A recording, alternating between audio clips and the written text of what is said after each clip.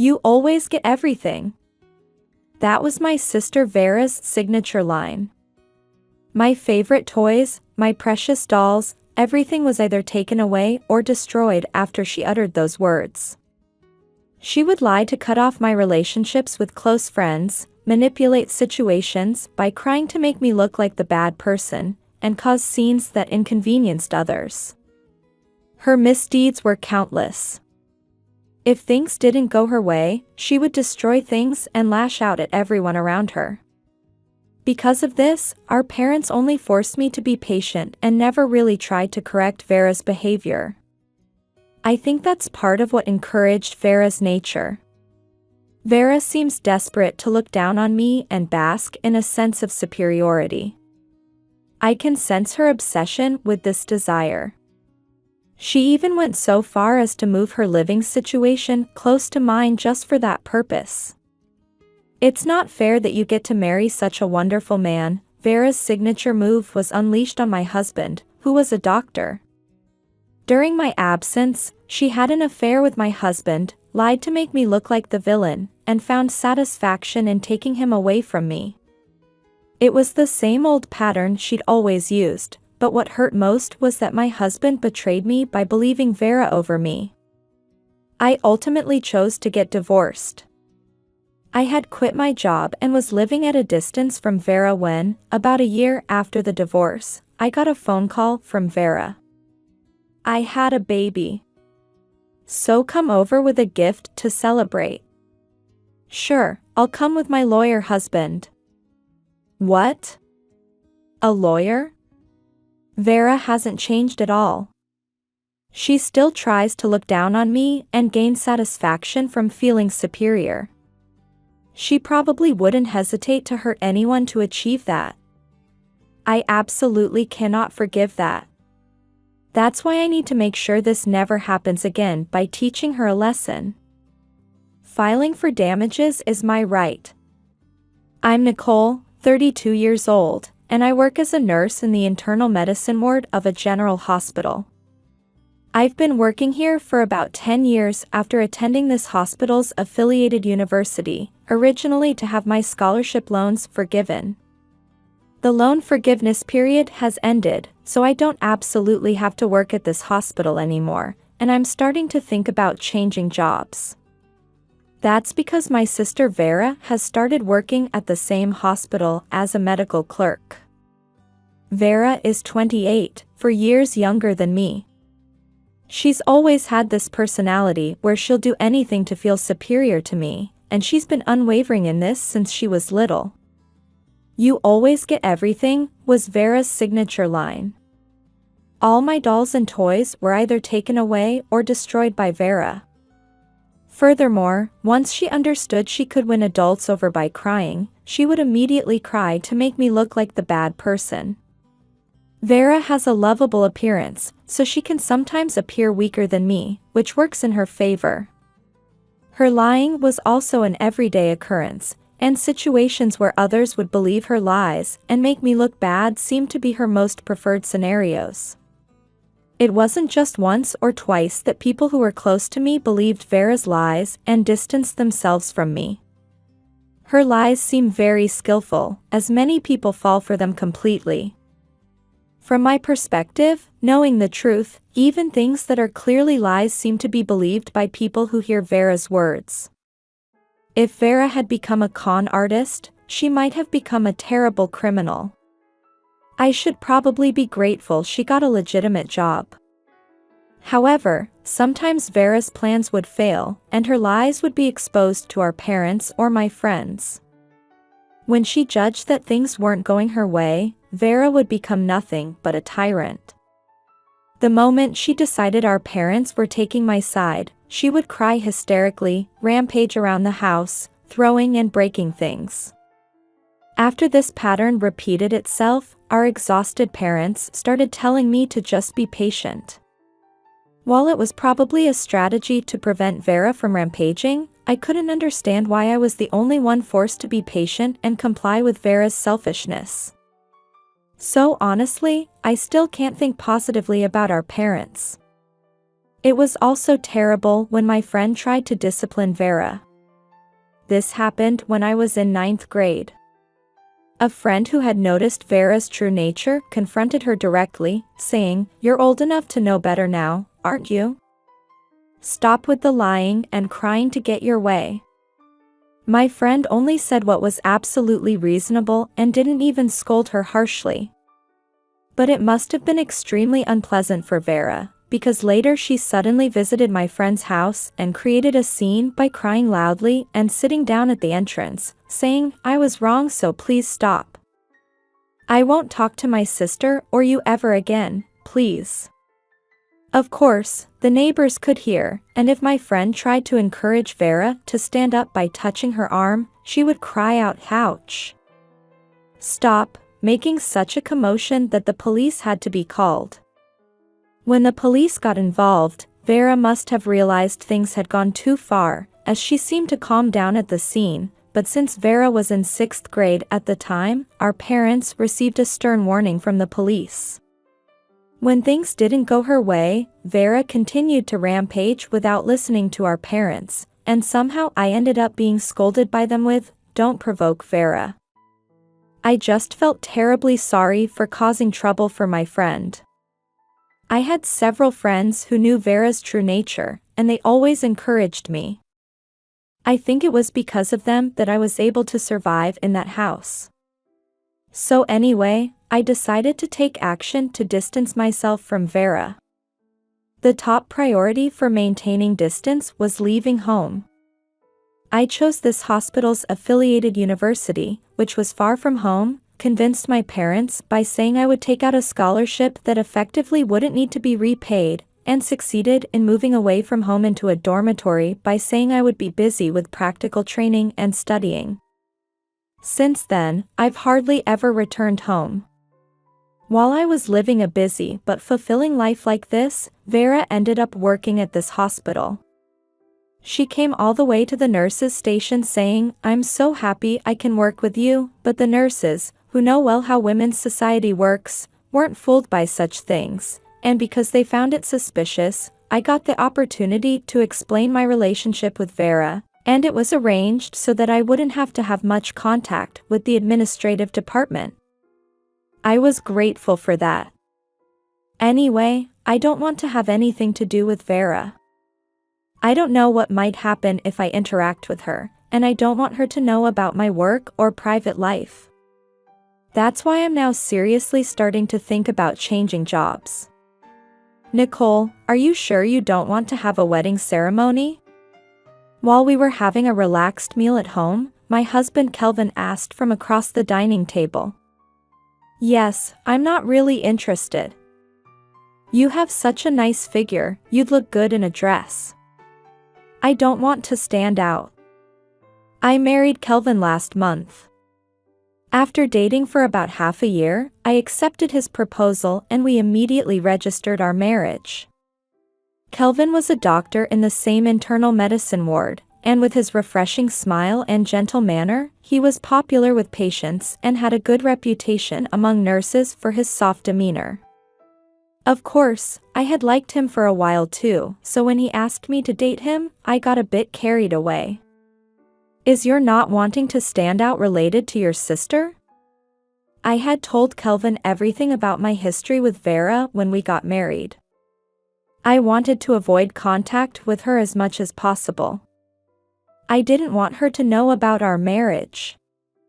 I didn't want Kelvin to have contact with Vera. Because you never know what might happen. Although Kelvin listened to my story, he didn't seem to quite get it. He has an older sister and brother himself and gets along very well with them, so he probably can't understand a relationship like mine with Vera.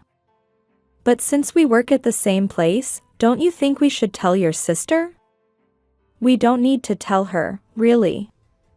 She's your sister, I think she'd be happy for us. I only thought in my heart that if Vera knew about my marriage, she would happily start plotting something. That's why I decided not to have a wedding ceremony. As for announcing the marriage, I only met with my parents outside and told them, asking them not to tell Vera. Since my parents understand Vera's personality, they probably won't say anything. When I met with them, they told me that Vera had tried to get into the same university as me but couldn't because her grades weren't good enough, and now that she's managed to get into the same hospital, my parents were somewhat worried, though their true feelings of not wanting to be involved with Vera anymore were also apparent. My parents must be relieved that Vera started living alone and left home to work at this hospital. At work, we use separate surnames and don't wear rings, and we haven't particularly announced our marriage, so many people probably don't know. Since it's a fairly large hospital and people often don't recognize staff they don't have contact with, it probably won't come up in gossip. So I'd prefer if Vera remained unaware of my marriage. This is also to protect Kelvin. That's what I thought, but then I saw Kelvin and Vera talking alone in front of the ward's medical office. Why were these two together? Kelvin came specially to tell me that you two got married. Even though I had said there was no need to tell Vera, even though I had explained what kind of relationship we had, even though Kelvin knew what kind of treatment I had received from my sister. She's such a cute sister, being so happy about it. I'm so glad to have a big brother. I had a bad feeling when I saw Vera gazing at Kelvin.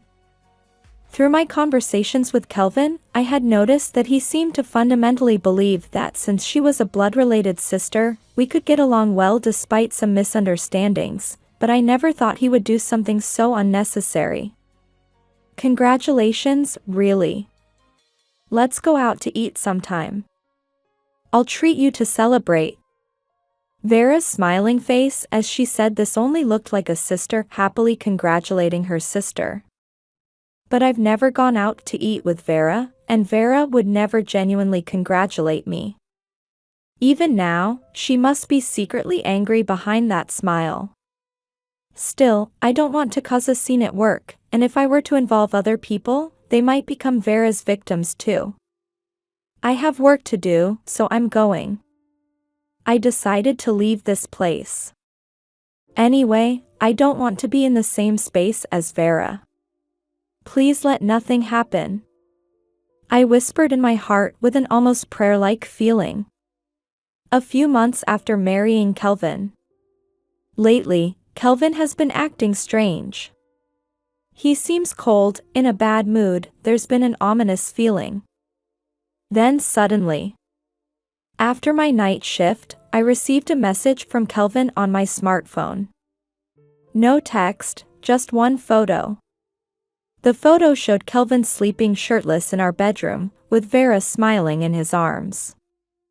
I've been had, that was my first thought. This must be Vera's challenge. She's letting me know that this is happening right now in our house. She probably sent it knowing my shift was about to end. I quickly changed and hurried home at a fast pace. She must still be there. When I arrived home and unlocked the door to enter, Kelvin and Vera were in the living room. Although they were both dressed now, Kelvin was pathetically flustered. What are you trying to do, Vera? While I can predict Vera's actions, I can never understand what she's thinking. I'm half resigned to not understanding this time either, but I want an explanation. It's not fair that only you get to marry such a wonderful man. Vera says this in a sweet voice while pressing her body against Kelvin's arm. Besides, if he was being deceived, I thought Kelvin deserved to know, so I told him. When I heard the word deceived, I instantly understood my bad feeling had been right. Because this had happened countless times before. You've been lying like always, saying I bullied you, right? I keep telling you to stop making yourself look weak like that. Vera lies as if this were the truth. Her quick thinking about these things is terrifying, and she displays Academy Award-worthy acting skills. I never thought you were that kind of person. I feel betrayed, Kelvin says. Not again. In the end, he's just like all the other men. That's my line, I muttered softly, but Kelvin apparently didn't hear. I wonder which of us he thinks was really betrayed. Despite me telling him not to tell my sister, he didn't believe me and believed my sister's lies instead. And then had an affair with my sister when she invited him. You both know what you've done, right? At my words, Kelvin lowered his face guiltily, but Vera was looking at her nails, as if she hadn't heard. This is adultery during marriage, right, Kelvin? Even when I asked this, Kelvin said nothing. Vera, isn't that right? If you mean adultery, then yes. But Kelvin said he likes me better because I'm cuter. When I asked Vera, she gave a clear explanation. She's really a genius when it comes to these kinds of schemes. I'm impressed. Kelvin said he only needs me. When Vera said this, Kelvin looked flustered, but he didn't push away Vera, who was clinging to his arm. I want a divorce. The moment I said this, I didn't miss seeing Vera's mouth twist. This must have been her goal. Her pride couldn't accept that her sister, whom she had looked down on, was married to a doctor. So she took Kelvin away with the same mindset as taking away a toy. Though Kelvin probably doesn't think of it that way. Kelvin, you have work now, right? Come back right after your shift. I'll have you sign the divorce papers. Okay. After that, Kelvin left the house with Vera, and I went to the municipal office to get divorce papers. I'm incredibly angry and hurt by this betrayal, having to deal with this after a night shift when I should be sleeping right now. I often hear that doctors are creatures who cheat, but of all people, with Vera? What saddens and angers me most is that he didn't believe my words and instead believed what Vera said. This time really exhausted my heart more than ever before. While feeling like I might wilt and crumple up, I somehow rallied myself to do what needed to be done. When Kelvin came home that night, I had him sign the divorce papers immediately. I had already filled out all my sections. He tried to say something like "sorry" before writing, but I completely ignored him. Not worth listening to. I checked that there were no missing entries on the documents and snatched away the divorce papers. I'm submitting these first thing tomorrow. I'll finish moving out in 2 weeks, so during that time, you can stay at Vera's place or wherever. I don't want to see your face, and since your affair caused this, it's only natural. You should actually be grateful I'm only taking 2 weeks. Saying this would prevent Kelvin from pushing back too hard, and I could stay in this house alone while preparing my new environment. Now get out. Right now? Of course. Come back in 2 weeks. With Vera if you want. After kicking Kelvin out of the house, I immediately blocked all contact from both Kelvin and Vera. After that, I decided to take a shower and go to bed for now. I'm just exhausted. I should rest my body properly because things will be busy starting tomorrow. I submitted the divorce papers to the municipal office the next morning. After that, I headed to work and informed them I would be resigning. I told HR the whole truth about getting divorced due to my husband Kelvin's affair with my sister Vera, and that the emotional damage was too great for me to stay here. Telling them this much should make them understand, so whatever reputation they develop within the hospital is no longer my concern. And while quickly looking for a new house, I decided to also focus on my hobby. My hobby is bouldering, and I had been exercising at least once a week at the bouldering gym where I'm a member. I might as well enjoy it fully. As I worked up a sweat doing this, my thoughts seemed to clear up, and I started thinking about making them take proper responsibility. Because why not? I'm not at fault at all.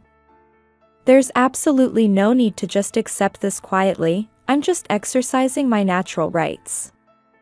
First, a lawyer. While thinking about what comes next, I kept grabbing the climbing holds one after another. About a year after the divorce, I received a phone call from my parents' house on my smartphone. Wondering what it could be, I answered, and "Hey, Nicole." What came through was Vera's voice. It had been a year since I'd heard this voice. I had a baby. A super cute boy. Oh, and I got married. So come over with a gift to celebrate. I'm at our parents' house now. Vera rattled on one-sidedly. Since I had blocked contact information for both Kelvin and Vera, she probably couldn't get in touch with me and deliberately used our parents' phone to say this. Having married Kelvin and had a child, she was gleefully trying to hurt me, shamelessly demanding baby gifts. Her behavior made me sigh, seeing that she hadn't changed at all. Though my sigh was accompanied by a slight smirk at the corners of my mouth. Sure, I answered. Really? Well then, I'll have Kelvin come too. Yes. I'll bring my lawyer husband. What? A lawyer? Vera's voice immediately dropped. Vera didn't know that I had remarried, nor that my new husband was a lawyer. How about in about 2 weeks? You're at our parents' house, right? Yes. Mom and Dad are so fond of the baby, they don't want us to leave yet. Vera raised her voice, trying to hide her agitation. She's probably incredibly frustrated to learn that I married a lawyer. Because Vera had thought I was living lonely and alone. I'm looking forward to the celebration gift, Vera said before hanging up. Her usual self-centered attitude hasn't changed. I wonder how long she can keep up that attitude. By the way, it's true that my current husband is a lawyer. His name is Baron. He's 36 years old, and while he's still relatively young as a lawyer, he's very capable. The beginning of my relationship with Baron was when I consulted him about claiming damages for my divorce. Right after my divorce, I visited a law firm known for specializing in divorce cases. Baron was the one who first handled my case. What's more, it turns out Baron and I had been using the same bouldering gym, and while I hadn't noticed, Baron had seen me there before. I was completely surprised to find that the lawyer handling my case shared the same hobby and used the same bouldering gym. Having that in common, and seeing his sincere attitude in handling my consultation as a lawyer, my trust and sense of security in him grew. I've been interested in you for a while, seeing your serious expression and demeanor while climbing, Baron told me, and that led to us dating and eventually getting married after a smooth courtship. Since he knew from the start about things that would normally be most sensitive and problematic, like that this wasn't my first marriage and the circumstances of my divorce, I was able to marry feeling very happy, like I was being protected by him. I'm nothing but grateful to Baron for making me feel such happiness. 2 weeks after Vera's phone call, when I visited our parents' house with my husband as promised, there were Vera in full makeup and Kelvin with a pained expression. There was also a baby in a crib, and he was indeed cute. Since my mother said she would watch the baby, we sat down facing each other on the living room sofa set to talk. Nice to meet you, I'm Nicole's sister Vera. Nice to meet you, I'm Baron. Baron is here as my husband, but his posture is completely that of a lawyer. He's wearing his lawyer's badge on his suit and maintaining a pleasant smile. So you're a lawyer? Vera gazes up at Baron with her trademark upward glance, but Baron's expression doesn't change. When did you marry Nicole? She never tells me anything. Last month. So it's been more than half a year since her divorce. Yes, there's no problem with that. Did you know that she was divorced? While Kelvin was making a bitter face next to her, Vera kept talking like this to Baron. Did she think I was hiding my divorce history from Baron? Nicole, you brought a celebration gift, right? Thank you. Perhaps because things weren't going as she planned, Vera turned to me. That must have been her purpose from the start anyway. Yes, here you go. I took an envelope out of my bag, placed it on the table, and slid it toward Vera and Kelvin. Vera quickly picked it up and checked inside. What is this? She groaned as she took out what was inside. Of course she would react that way since she was expecting money. What was in the envelope was paperwork for damage claims against both Vera and Kelvin. As written there, I'm claiming damages from both of you. What are you saying after all this time? Vera raised her voice at my words. The statute of limitations for claiming damages from an affair partner is 3 years. It's still perfectly valid. When I first consulted with Baron at the law firm, he explained about this statute of limitations, and I thought I still had plenty of time. Since I had a 3-year window, I decided to make the claim at an appropriate time. If no good opportunity arose, I could always make the claim before the statute of limitations expired. So I didn't feel any need to rush. Claiming damages is my right. I demanded $10,000 from each of them. Since Vera apparently quit her job, Kelvin might end up paying $20,000, but I don't care about the details at this point. The main question is whether Kelvin will pay Vera's share. Oh, I get it. You're just bitter that Kelvin left you, aren't you? Well, should I give Kelvin back to you? Then you wouldn't care about damages anymore, right? Vera, what are you saying? While even Kelvin couldn't stay quiet when Vera started saying nonsense, Vera didn't even glance at him.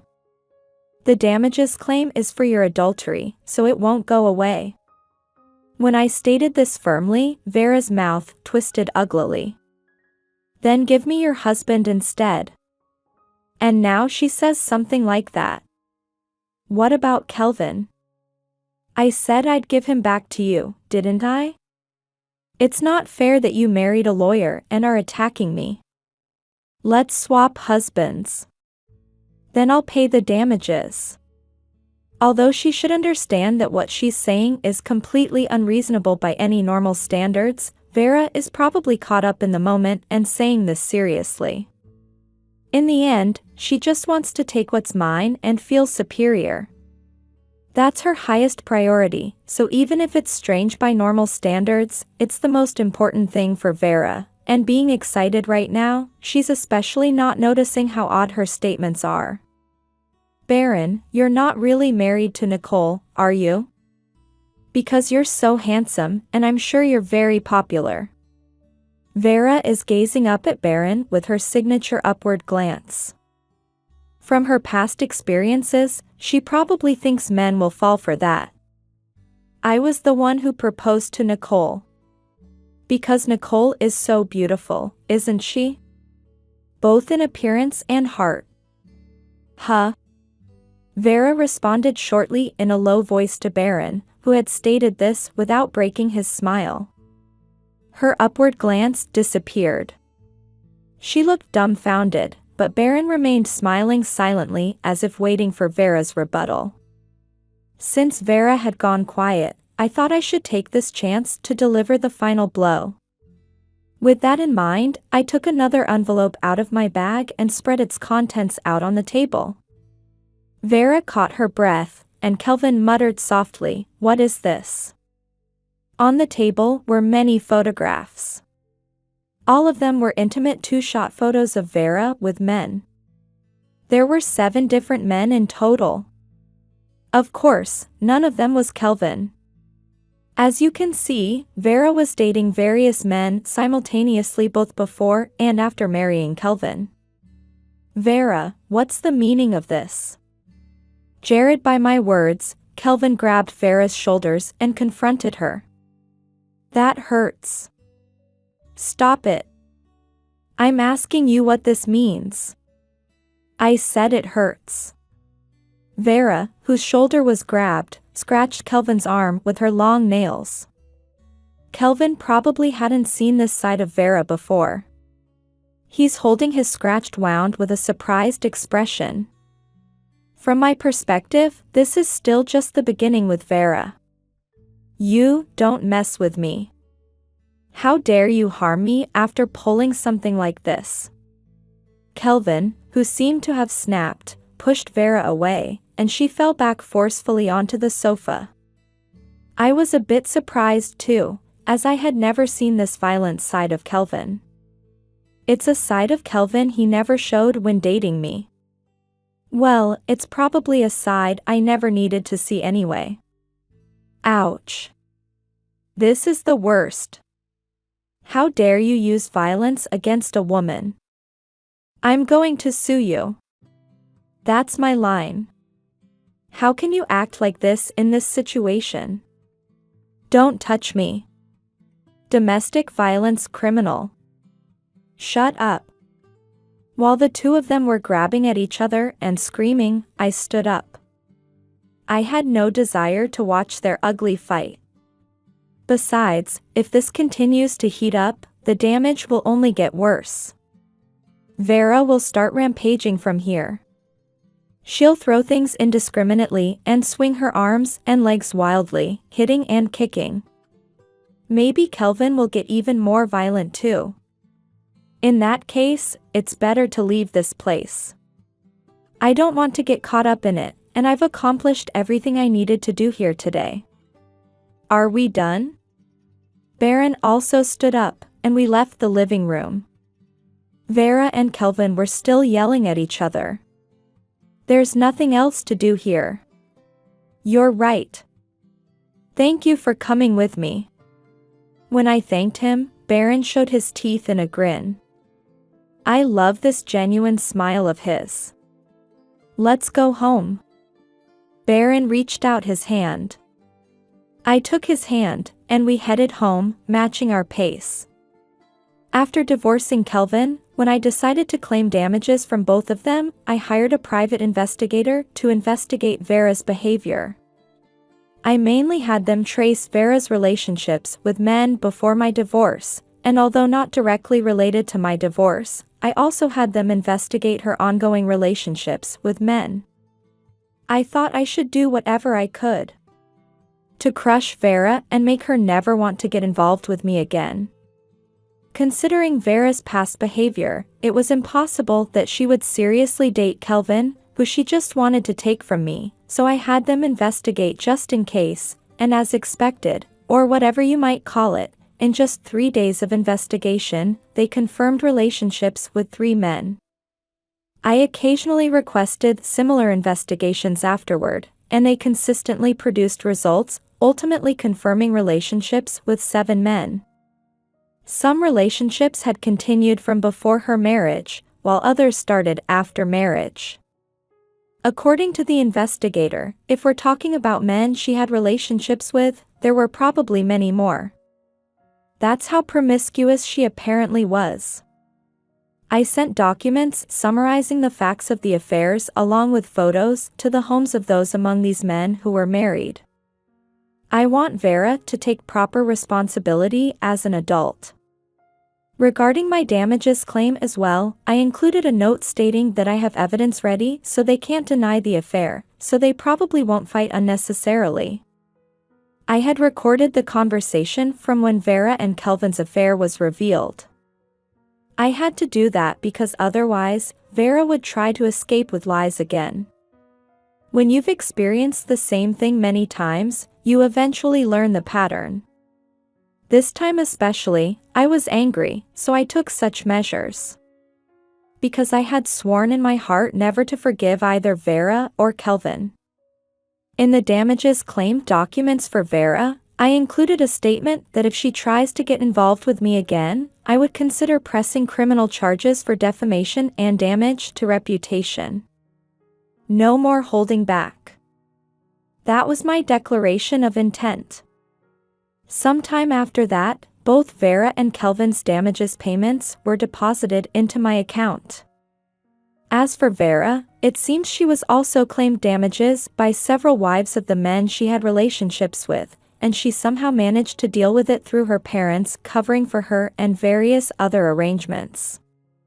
Our parents apparently decided they could no longer let Vera run wild, so they're keeping her and her child at their house, watching her strictly, and making her work both as a medical clerk at a local private clinic and part-time at a supermarket. They're collecting most of her income as repayment, and Vera is spending almost all her time on work and childcare. By the way, regarding Vera's child, genetic testing apparently revealed no parent-child relationship with Kelvin, and Kelvin, betrayed by Vera and learning that his beloved son wasn't his, divorced Vera in despair.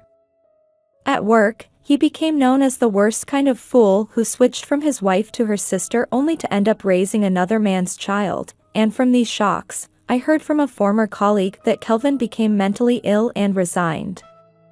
He's now unable to work as a doctor and is struggling with low-wage part-time jobs to make a living. In any case, it's no longer any of my concern. Vera and Kelvin can live remembering what they did and regretting it. It might not be a kind thought, but it's all I can think. As for me, after marrying Baron, I took my time job hunting and secured a position as a nurse at a hospital with good conditions. I had been working casually at a private clinic a few days a week until then, but thinking I should earn properly for the future, I took my time with a careful job search, and thanks to that, I'm able to work under satisfying conditions. With no more involvement with Vera and the peace of mind from being able to cut ties with her, every day has been fulfilling. Not just in terms of work, but I'm also living a fun and relaxed life with Baron. And just as we were starting to think positively about having children, I found out I was pregnant. Baron bought mountains of magazines about pregnancy and childcare and read them all. He's likely to become more knowledgeable than me, the pregnant one. Just the other day, I laughed when he finally bought a thick dictionary-like book for naming babies. I think it's really happiness to be able to spend every day smiling like this. I want to keep smiling like this forever. Surely, even happier and more enjoyable days are waiting ahead.